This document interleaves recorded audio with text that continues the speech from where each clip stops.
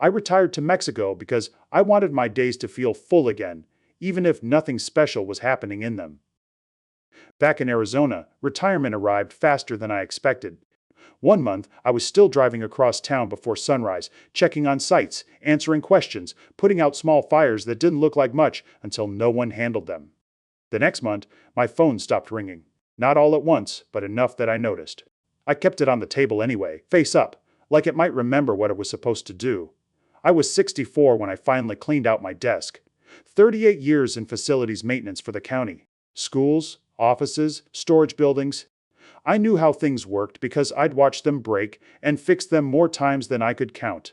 I liked that kind of work. You could see the problem. You could see the fix. At the end of the day, something was better than it had been that morning. When my wife died, I leaned harder into the job. She'd been sick for a while, long enough that we learned how to talk around it without saying too much. After the funeral, people brought food, then cards, then silence. Work stayed the same, and that helped. It gave me somewhere to go where I wasn't expected to explain myself. After retirement, there was no place like that. Most mornings I woke up early out of habit. I stayed in bed longer than I used to, staring at the ceiling fan until it started to annoy me.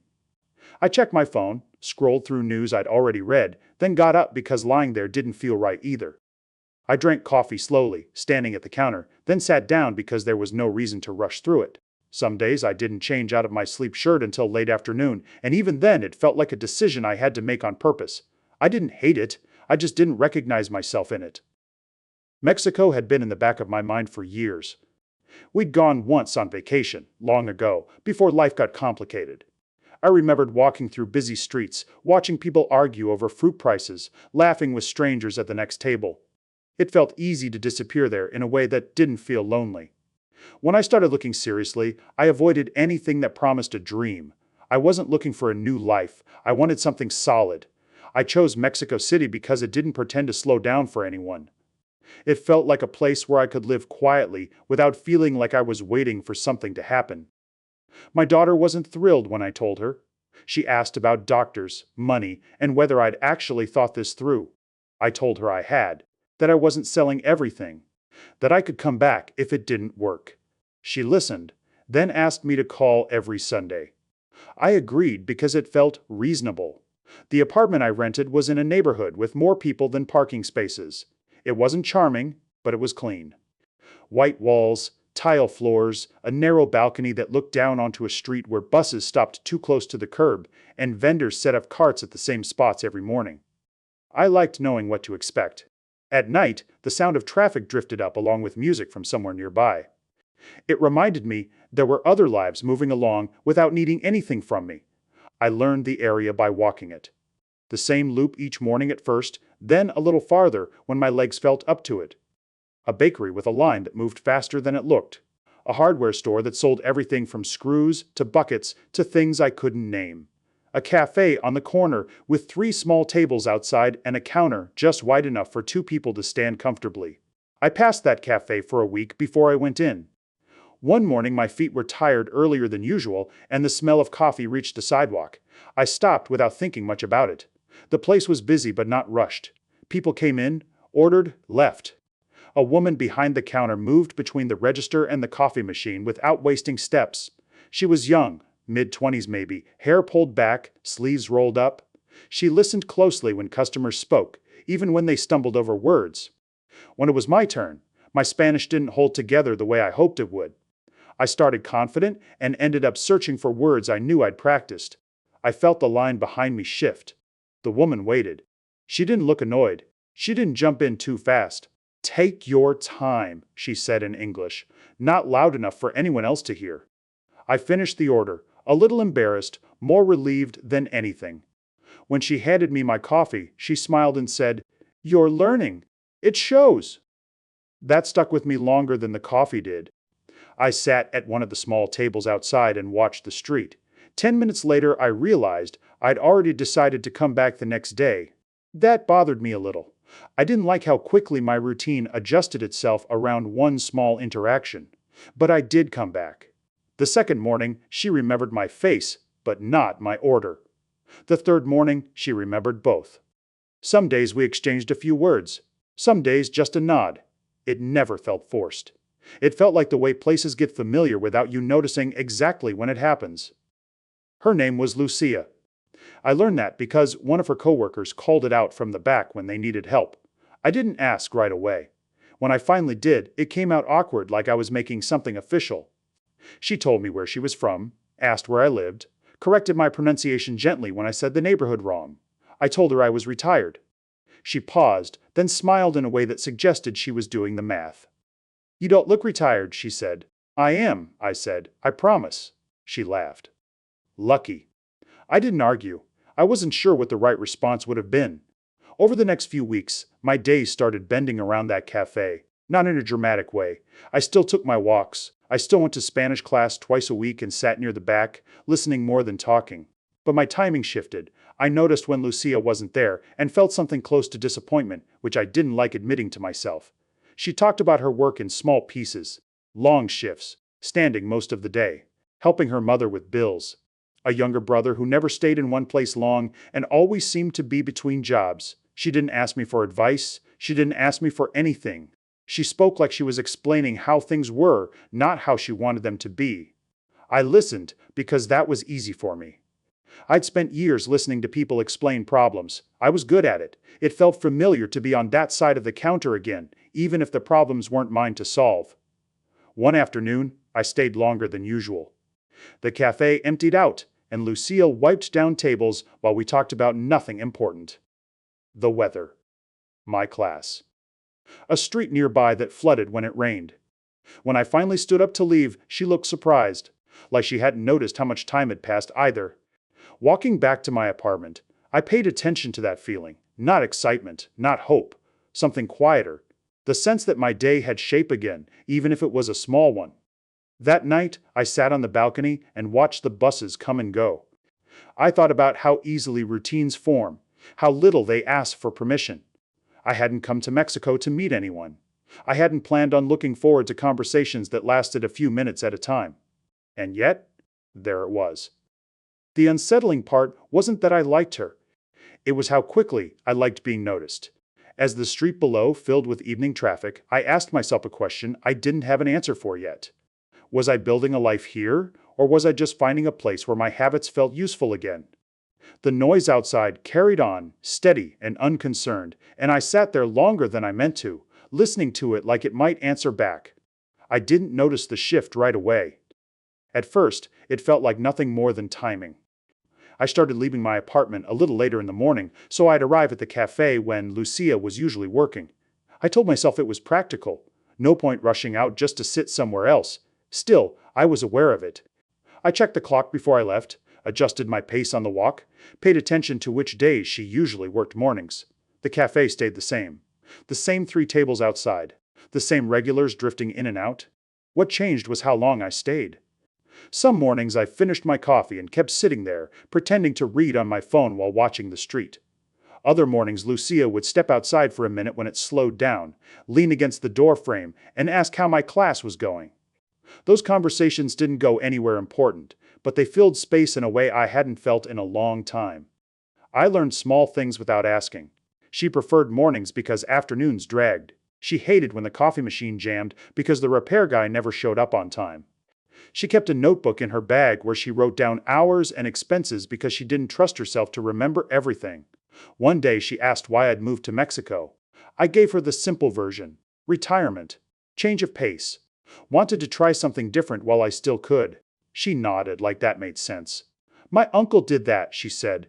"Moved to another city. He said if he stayed where he was, nothing would change." That stayed with me longer than I expected. After that, she started asking questions that felt a little more personal. Where my family lived. How long I'd been married. Whether I missed home. I answered honestly but briefly. I didn't want to turn myself into a story. She didn't push. She shared pieces of her own life instead.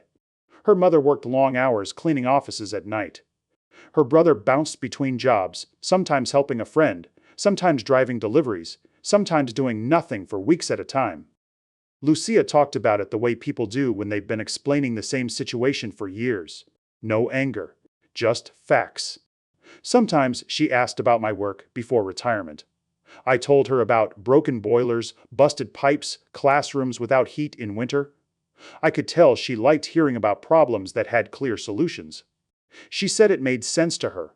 You find what's wrong, then you fix it. I didn't tell her that I missed that part more than the job itself.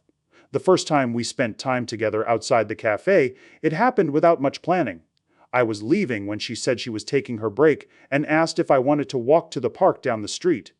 I said yes too quickly, then felt foolish about it. She didn't seem to notice. The park was small, a few benches, some trees, kids running around while parents sat and watched. We bought drinks from a vendor and sat down facing the walkway. We talked about things that didn't matter much. Movies she liked, places she wanted to visit but hadn't yet. I listened more than I spoke. At some point she asked how old I was. I told her. She paused, then shrugged. My father was older too, she said. Age doesn't mean much if someone takes care of themselves. I wasn't sure what to do with that, so I nodded and let the conversation move on.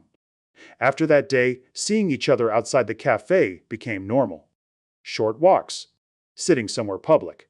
Nothing that felt like a date, but also not something I'd have done with just anyone. I noticed how careful she was with money. She paid for her own things, even when I offered. When I insisted once, she thanked me, but made a note to herself in that small notebook. I asked what it was for. She said she didn't like forgetting what she owed people. That made me respect her. It also made me want to help her in ways that didn't feel like money. I started bringing things back from my walks, a pastry she liked, a notebook with thicker paper because I'd noticed hers was nearly full. I told myself these were small gestures. They felt harmless. She tried to refuse the notebook at first. I told her it was just paper. She took it after a moment and thanked me, but the exchange stayed with me longer than I expected. I replayed it later that day, wondering if I'd crossed a line or if I was just overthinking things. My days continued to shift. I still went to Spanish class, but I paid less attention to the time. I started scheduling errands around the cafe instead of the other way around. I noticed when Lucia seemed tired and asked about it. She didn't always answer directly, but she appreciated being asked.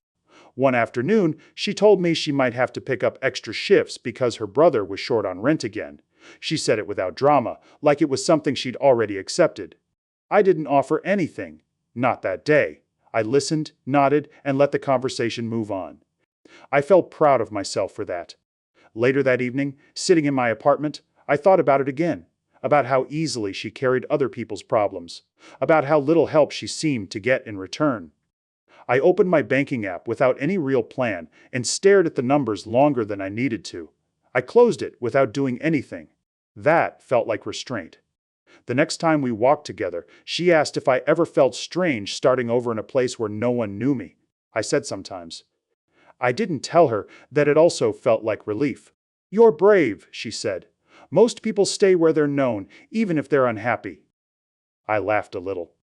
I don't know if that's bravery. What is it then? I thought about it before answering. Curiosity, maybe. She smiled like she liked that answer. We never talked about what we were to each other. There was no label, no moment where things changed all at once.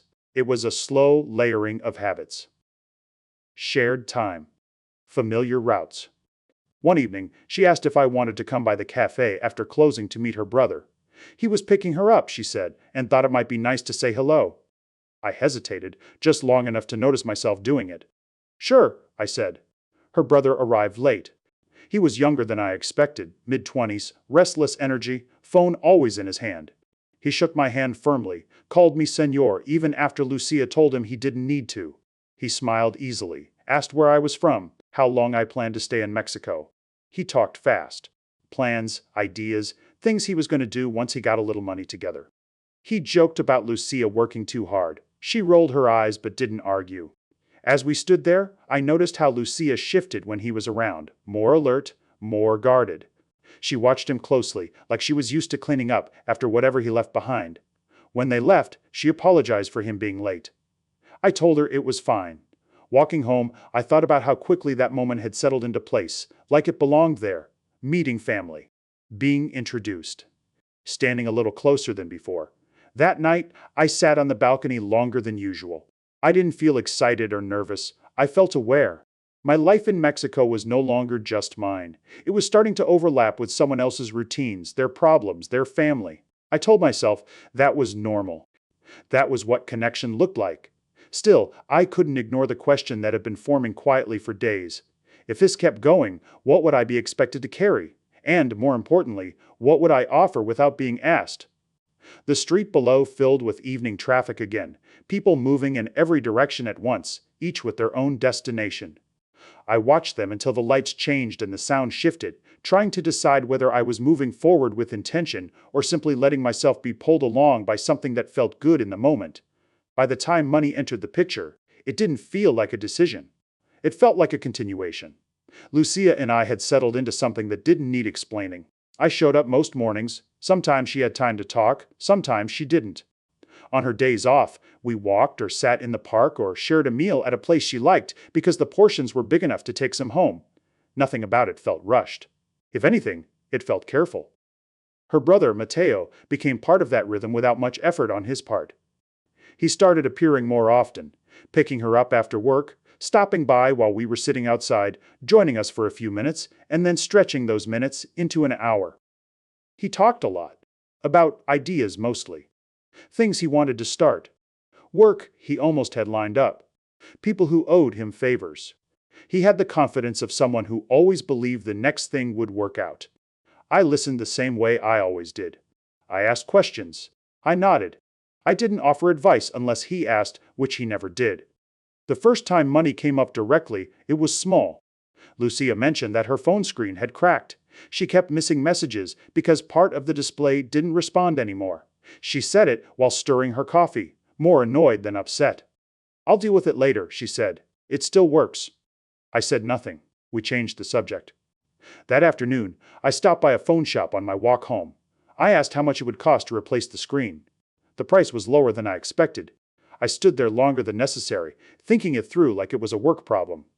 The next day, I handed Lucia an envelope with the cash.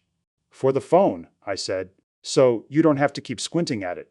She pushed it back toward me immediately. "No, I can't. It's not a gift," I said. "It's just fixing something that's broken." She hesitated, looked at me, then looked down at the envelope. "I don't want this to be strange," she said. "It doesn't have to be." She took it, but the mood shifted. Not badly, just enough that I noticed. Later that week, she brought me a small bag of pastries and said it was from a place near her mother's apartment. I didn't miss the timing. I didn't comment on it either. Mateo noticed. "You spoil her," he said one evening, half joking. "Careful or she'll get used to it." Lucia shot him a look. "Stop!" I laughed it off, but the comment stayed with me longer than it should have. Over the next few weeks, small things kept coming up. Bus fare when she worked late. Groceries when prices jumped unexpectedly. A pair of shoes she needed for work because hers were worn thin. Each time she mentioned it without asking. Each time I weighed whether to say something or let it pass. Sometimes I let it pass. Sometimes I didn't. I told myself I was being practical. If I could remove a problem without making it a big deal, why wouldn't I? It wasn't like I was draining my savings. It wasn't like she was demanding anything. Most of the time, she still insisted on paying her share, still tracked expenses carefully in that notebook she carried everywhere. That made it easier. Mateo, on the other hand, was less careful. One afternoon, he joined us at the café and complained loudly about a job that had fallen through. A delivery contract that ended early. A friend who hadn't paid him back. He spoke with frustration, but also with the expectation that someone would step in. Lucia stayed quiet. She stared into her cup. I asked a few questions. What kind of work it was. How long he'd been doing it. What went wrong. He explained everything in broad strokes. Nothing that could be pinned down. He ended with a shrug. "Things are tight right now," he said. "We'll figure it out." That evening, Lucia told me her brother was behind on rent again. She didn't sound surprised. She sounded tired. "He always figures it out somehow," she said. "It just takes time." I asked if it affected her. She hesitated, then nodded. "Sometimes." I didn't offer anything. I let the moment pass. Later that night, I sat at my table and opened my laptop. I looked at my account the way I used to look at maintenance budgets. What was available? What could move without causing problems later? I closed it again, telling myself I didn't need to get involved. 2 days later, Mateo called me directly for the first time. He said he got my number from Lucia because his phone was acting up. He apologized for calling without warning, then jumped straight into explaining a short-term problem. Rent due. New work starting soon. Just needed to bridge the gap. I listened. I asked how much. He named a number that was uncomfortable but not impossible. I told him I'd think about it. When I hung up, I didn't feel pressured. I felt useful. That bothered me, but not enough to stop me. I transferred the money the next morning. Matteo thanked me repeatedly, promised to pay me back, said this would get him back on his feet. Lucia was quiet when she found out, not upset, just watchful. You didn't have to, she said. I know, I said, but it's done. She nodded, then changed the subject. After that, Matteo treated me differently, more respectful, more familiar. He started calling me Signor Less and using my first name instead. He asked my opinion on things, told me about plans that now included phrases like, once we get started and when the money comes in. I told myself it was temporary. The next request came disguised as opportunity. Matteo mentioned a small business idea one evening while we were sitting outside a taqueria. A friend who had access to equipment, a cousin who knew the paperwork, a gap in the market that just needed someone steady behind it. You understand how things work, he said. You ran operations. This is the same, just smaller. I didn't respond right away. Lucia watched me closely. I asked questions, details, timelines. Matteo answered confidently but not precisely. He talked about momentum more than structure, potential more than process. I told him I wasn't interested in running anything. Not running, he said quickly, backing, just to get it moving. That night, Lucia told me she didn't want me involved. It never ends cleanly, she said, with him. I listened. I believed her. I told Matteo no the next day. He accepted it easily. Too easily. He joked about it, said he understood, said there would be other chances. For a while, things settled. Then Lucia's mother got sick. Not serious at first, just enough to require tests, appointments, medication that wasn't covered fully. Lucia handled it without asking for help. She worked more shifts. She skipped outings. She showed up tired. I offered to drive her mother to an appointment once. Lucia hesitated, then agreed. Her mother thanked me politely and treated me like someone who mattered. That felt good in a way I didn't examine closely enough. The bills added up quietly.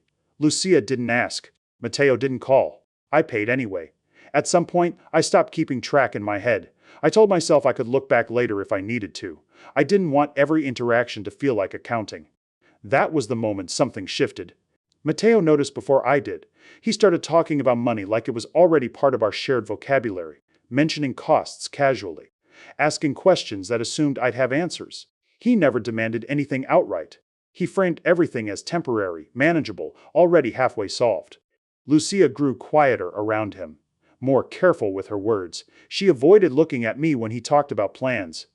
One evening, after Matteo left, she asked me why I kept helping. I started to give a practical answer.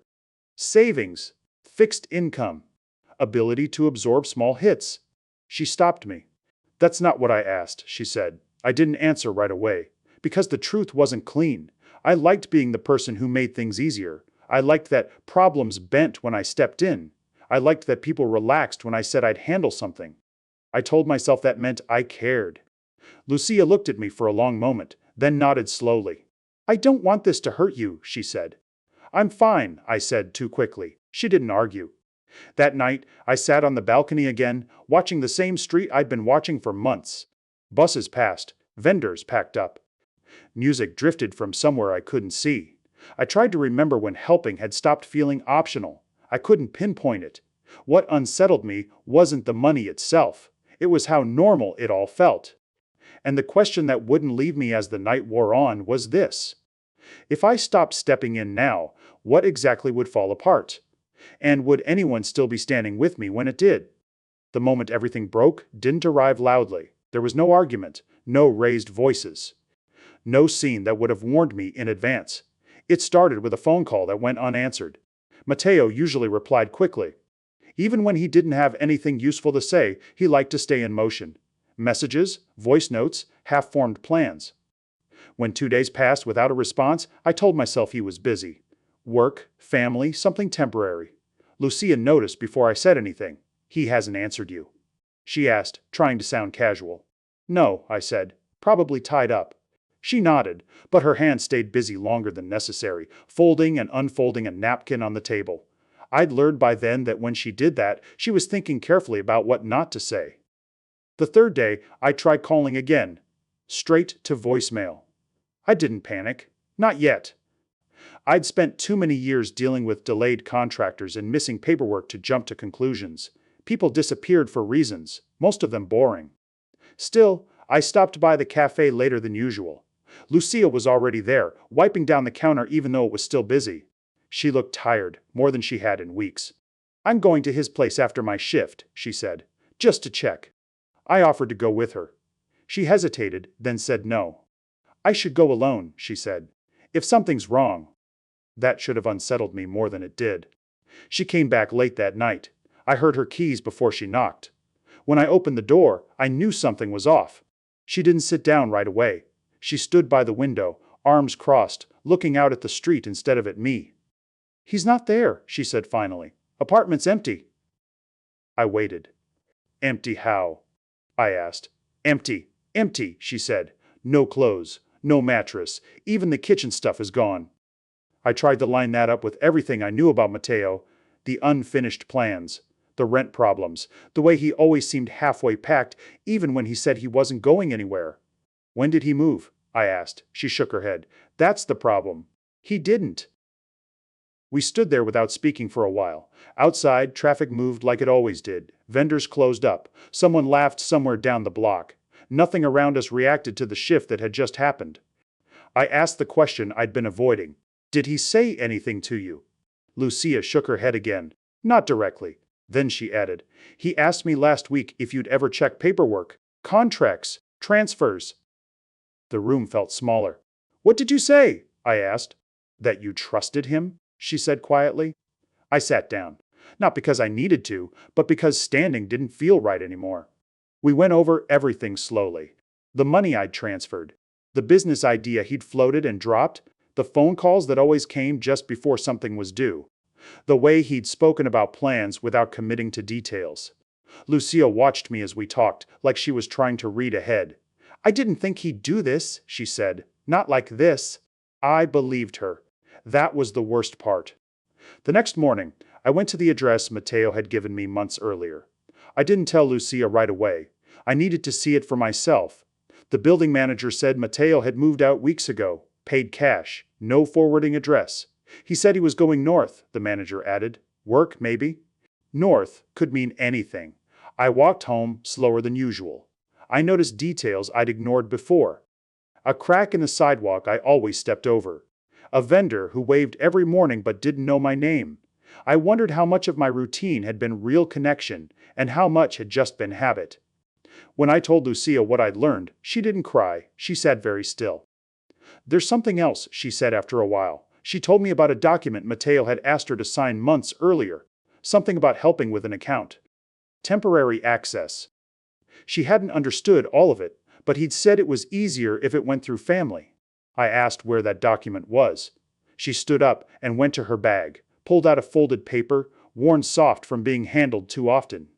I recognized the format immediately. It was authorization. My name was on it. Not signed by me, but tied to my account. The room didn't spin. I didn't feel sick. I felt focused in a way I hadn't since my working days. I checked dates, amounts, transfers I hadn't made myself. They weren't large individually. They were spread out, disguised as fees, deposits, reimbursements. It was clean work, too clean. Lucia watched my face as I went through it. I didn't know, she said. I swear. I believed her. That didn't make the numbers disappear. We went to the bank together. The clerk was polite. Careful. She explained what could be reversed and what couldn't.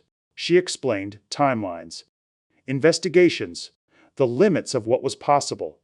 When she finished, I understood exactly how much was gone. Not everything. Enough. On the walk back, Lucia didn't speak. Neither did I. We moved through streets I knew well enough now to navigate without thinking, which somehow made it worse. At my apartment, she stopped at the door. I understand if you don't want to see me anymore, she said. The sentence landed harder than anything else that day. I thought about all the ways this could be framed: betrayal, naivety, bad luck. None of them fit cleanly. This isn't just on you, I said. She nodded, but her eyes didn't lift. What happens now? She asked. I didn't answer right away, because the truth was, I didn't know. Matteo was gone. The money wasn't coming back.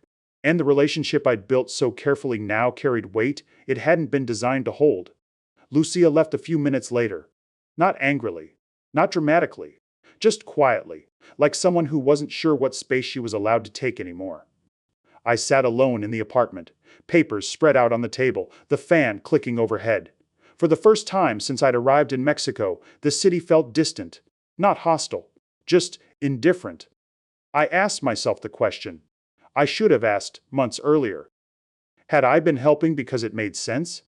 Or because it made me feel necessary? The answer didn't come right away, but the absence of it told me enough to know that whatever came next wouldn't be simple. After Matteo disappeared, the days didn't fall apart all at once. They narrowed. The cafe visits became less regular. Not because I avoided it, but because I didn't know where I fit anymore. Lucia still worked there. Sometimes I saw her through the window when I passed by. Sometimes she saw me. We nodded. We didn't talk. It wasn't anger. It was uncertainty. Money has a way of changing how space feels between people. The bank process dragged on. Forms, waiting periods, explanations that never turned into answers. I learned which transfers were considered final and which ones might still be reviewed. I learned how often might really means no. I kept notes the same way I used to keep maintenance logs, writing things down so I wouldn't have to carry them all in my head. I adjusted my spending without making a big show of it. Fewer meals out, longer walks instead of taxis. I noticed how quickly habits shift when they have to. That part didn't scare me. I'd lived within limits my whole life. What unsettled me was how easily I'd crossed them without noticing. Lucia reached out first. A short message. She asked if we could talk. No pressure, no explanation, just a question. We met in the park where we'd sat that first afternoon. Same bench, same view of the walkway. Kids still running past, parents still half watching them. Life continuing without paying attention to what we were sorting through. She apologized again. Not loudly, not dramatically. She explained things I already knew, and some I didn't. How Matteo had always leaned on people, how she'd helped him before in smaller ways and believed she was protecting him by staying involved. How she hadn't realized how far he'd gone this time. I told her what I needed to say, too. That I didn't regret helping. That I regretted not slowing down when things stopped making sense. That I'd confused being useful with being careful. She listened. Really listened. That mattered. We didn't decide anything that day. There was no clean ending or fresh start. We agreed to keep talking, slowly, without money being part of the conversation anymore. I didn't know if that was possible. I wanted to see if it was. Weeks passed. Some days felt normal, some didn't. Lucia stayed distant but kind. I stayed present without stepping in. It was harder than I expected. Restraint takes more effort than action. Eventually, she told me she was moving in with her mother to save money. Fewer expenses, fewer complications. I helped her carry boxes but didn't pay for anything. That boundary felt strange at first, then necessary. I started spending more time alone again. Not the way I had back in Arizona. This time, it felt chosen. I filled my days with things that didn't require anyone else's approval. Longer walks. A community class I'd been avoiding. Fixing small things around the apartment just to remind myself I still knew how. One afternoon, my daughter asked if I was coming back. I told her I wasn't sure. Not because I was running from anything, but because I was finally paying attention to where I was standing. Lucia and I still talk. Less often. More carefully. Whatever we are now doesn't have a shape I recognize, and I've stopped trying to force one onto it. Matteo never resurfaced. I think about him sometimes, not with anger, but with clarity. He didn't invent my willingness. He used it. There's a difference. What I lost hurt. What I learned stayed. I understand now that being needed can feel like purpose, but it isn't the same thing. Purpose doesn't rush you. It doesn't flatter you into ignoring questions you should be asking. It doesn't depend on someone else's problems staying unsolved. Some evenings, I still sit on the balcony and watch the street fill and empty. I don't look for meaning in it anymore. I just watch. Mexico didn't fix me. It didn't ruin me either. It gave me enough distance to see myself clearly. And that's something I didn't know I was missing until I had it. I don't know what the next chapter looks like. I only know that whatever I build now, it won't be based on being necessary to someone else. It will be based on whether I trust myself again. That question stays with me as the city moves below, steady and unconcerned, reminding me that life keeps going, whether I step forward carefully or let myself be carried by what feels good in the moment.